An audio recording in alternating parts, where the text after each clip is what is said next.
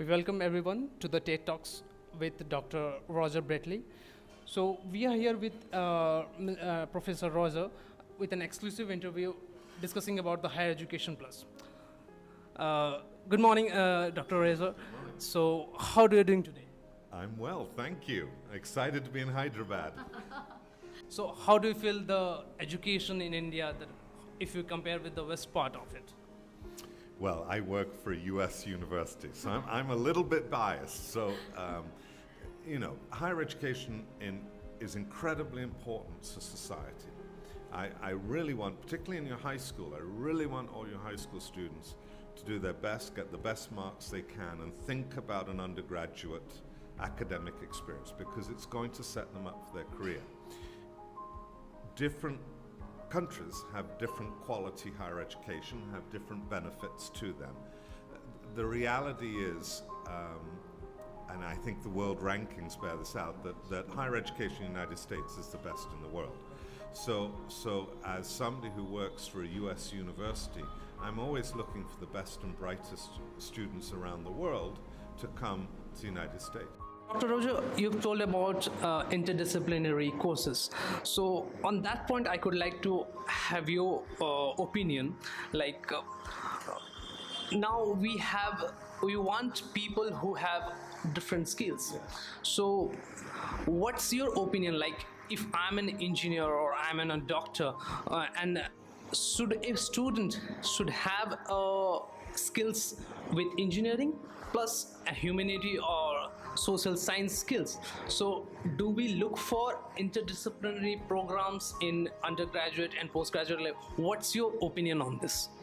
So I once heard somebody say that I want my engineering graduates to know Shakespeare. But I need my English graduates to know coding. Okay, so that's kind of one way to look at it. I think that if you are involved in finding solutions for positive societal change, you need to understand society. So you might come up with a great solution in a lab. But if you cannot apply it, then it's not going to take wings and fly. So I actually want my engineers to understand the humanities. Now, that doesn't mean they have to be humanities major, but it does mean that they should understand societies and the trends that are going on in societies.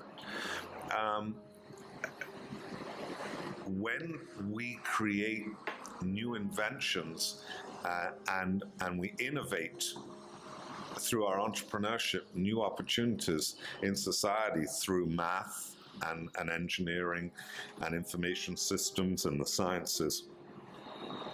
It can't just be about knowledge for knowledge's sake. It can't just be about, well, I'm pushing the knowledge, so that's good. Well, it's only good if it leads to positive societal change. Otherwise, it's no use. So there has to be a balance there.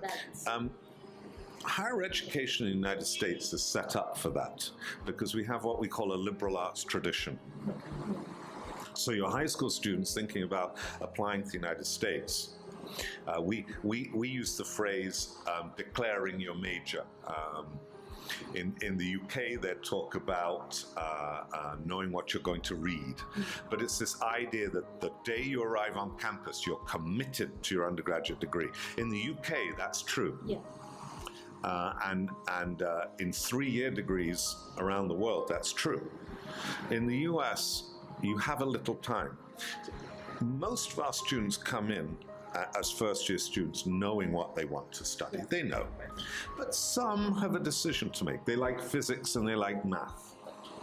They like geosciences and they like business. They like foreign language and they like chemical engineering. And how do I do that?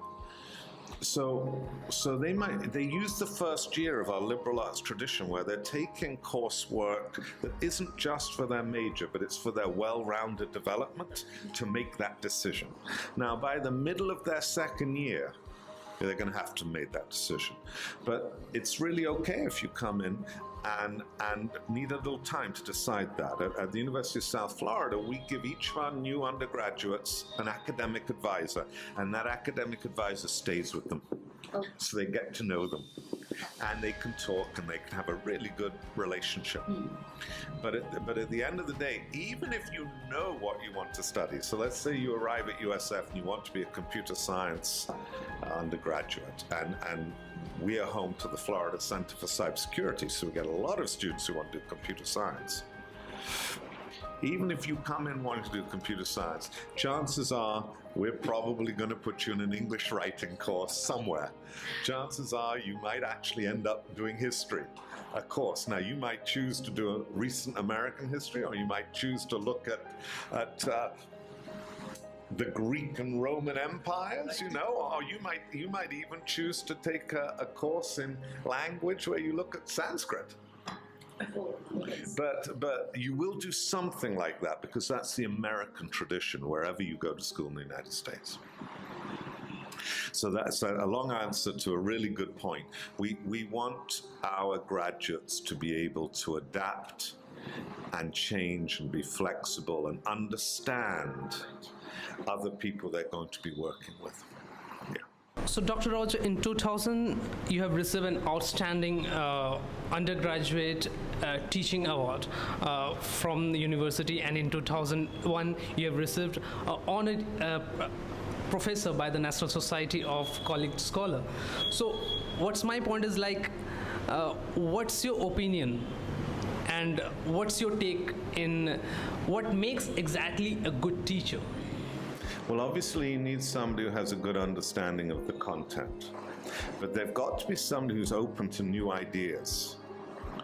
And I think a good teacher understands that their role is to accelerate learning.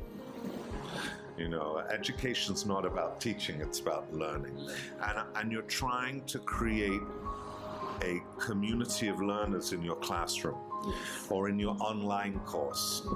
And I know in India, there's a lot of opinion that online learning is not as good as face-to-face classroom teaching. A good teacher will make online learning incredibly, just fascinating. So whether online or face-to-face, how do you create a learning community?